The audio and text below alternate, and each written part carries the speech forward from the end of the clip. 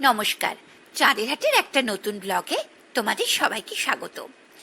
বেড়াতে যেতে আমরা সব সময় ভালোবাসি, আর সেটা যদি পুরী হয় তাহলে কোনো কথাই হবে না। তো আমার এক বান্ধবী হঠাৎ আমাকে ফোন করে বলল যে তারা জুন মাসে পুরীতে বেড়াতে যাবে, বাচ্চাদের গরমের ছুটি পড়ে গেছে।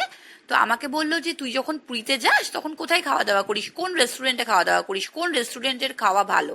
তো আমি বললাম যতবারই আমি পুরীতে যাই ততবারই যে সমস্ত বিখ্যাত রেস্টুরেন্টগুলো রয়েছে, বাঙালি রেস্টুরেন্ট যেখানে ভালো খাবার পাওয়া যায়, আমি ইউটিউবের ভিডিও দেখে নিই যে কোথায় ভালো খাবার পাওয়া যায়, সেখানে আমি ট্রাই করি। তো এবছর জানুয়ারি মাসে যখন আমি পুরীতে গিয়েছিলাম তখন আমি মিত্র কাফেতে লাঞ্চ করেছি। সুদীপ্তার রান্নাঘরে আমি লাঞ্চ করেছি, ডিনারও করেছি, আর বাদবাকি দিন আমি হোটেলেই খেয়েছি। তো আমার সেই সমস্ত অভিজ্ঞতার কথা আমি ওকে শেয়ার করলাম, আর তোমাদের সাথে আজকের ভিডিওতে আমার সেই সমস্ত অভিজ্ঞতার কথা শেয়ার করলাম যে লাঞ্চে আমার কোন রেস্টুরেন্টে খাওয়া ভালো লেগেছিল, আর ডিনারে এক জায়গায় খেয়ে আমার কি হয়েছিল সবকিছুই তোমাদের সাথে এই ভিডিওতে শেয়ার করব।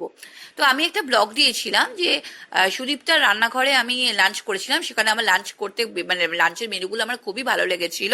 তো এবার আমরা গিয়েছিলাম মিত্র কাফেতে। মিত্র কাফেতে আমার কোনোবারই খাওয়া হয়নি, তো এবছর আমার ফার্স্টই খাওয়া হলো পুরীর মিত্র কাফেতে। আমি খেয়েছি, কলকাতার মিত্র কাফেতে তো খেতে খাই আর কি, কিন্তু পুরীর মিত্র কাফেতে আমি এই প্রথমবার খেলাম। তো আমার সব থেকে যেটা ভালো লেগেছিল সেটা হচ্ছে ফিশ কবিরাজি, যেটা অর্ডার করা হয়েছিল সেটা আমার খেতে খুব ভালো লেগেছিল।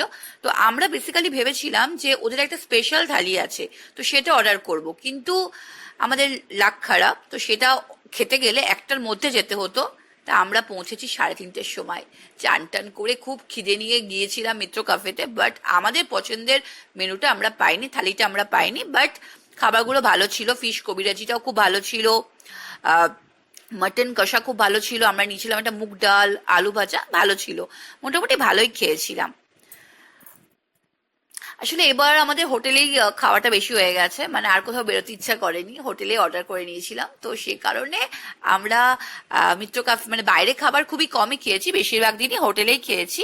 আর তো আজকে লাঞ্চটা আমরা এখন মিত্র কাফেতে করলাম, তো ডিনারটা ইচ্ছা আছে সুদীপ্তার রান্নাঘরে করার। তো সেটাই প্ল্যান আছে আর কি। তো আমাদের লাঞ্চ বেশ ভালোই লাগলো সুদীপ্তার রান্না, সরি মিত্র কাফেতে খুবই ভালো হয়েছিল রান্নাগুলো।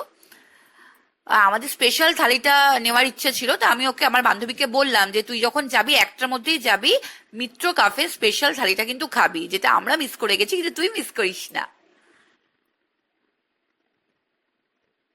তো সুদীপ্তার রান্নাঘরে আমি আগেও আমার আমার চ্যানেলে আমি ব্লগ দিয়েছিলাম, তো আমাদের বেশ ভালোই লেগেছিল, লাঞ্চের মেনুগুলো খুব ভালো ছিল। তো সেই ভেবেই আমরা সুদীপ্তার রান্নাঘরে আজকে ডিনার করতে গিয়েছিলাম। তো ডিনার করতে গিয়ে আমরা অর্ডার করেছিলাম chilli chicken, mix fried rice আর মিক্স চাউমিন।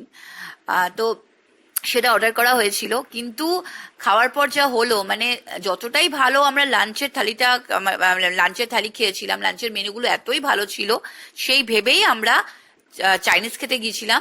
তো মানে পুরীতে স্বর্গদ্বারের কাছাকাছি কিন্তু অনেক চাইনিজ রেস্টুরেন্ট আছে, কিন্তু সুদীপ্তার রান্নাঘরে যেহেতু লাঞ্চের খাবার আইটেমগুলো আমাদের খুব ভালো লেগেছিল, তো সেই কারণে ভাবলাম না ওখানেই ট্রাই করি। কিন্তু বিশ্বাস করো একদমই ভালো ছিল না। মানে তোমরা যখন যদি যাও ডিনার করতে তাহলে অবশ্যই তোমরা বলে নেবে যে আমাদের কি হয়েছিল, আমাদের যে ফ্রাইড রাইসটা দেওয়া হয়েছিল সেখানে যেটা চিংড়ি মাছটা ছিল সেটা ফ্রিজে বহুদিন পুরনো চিংড়ি মাছ, মানে যেটা ওরা দিয়েছে একদমই শক্ত, মানে চিংড়ি মাছটা যখন খাচ্ছি মানে শক্ত। তো আমি তো শ্রাবণ থেকে বেছে বেছে বাদ দিয়ে খেতে দিলাম, ঠিক একদম চিংড়ি মাছটা মানে ভালো করে ফ্রাইও হয়নি, শক্ত।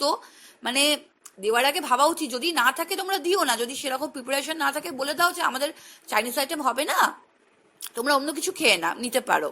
কিন্তু তো সেটা না করে আমাদেরকে দিল, কিন্তু এতটাই মানে খারাপ লেগেছিল খেতে কি বলবো। তারপর তো মানে শ্রাবস্তীর খুব শরীর খারাপ হয়ে গেছিল, বমি হয়েছিল।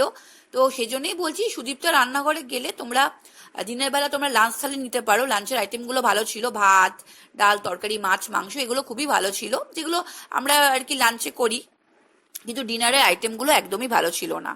তো এটা সবসময় দেখে নেবে, এইটুকুই বলার ছিল। তোমরা সবাই খুব ভালো থেকো, পরের ব্লগে আবার দেখা হবে, টাটা।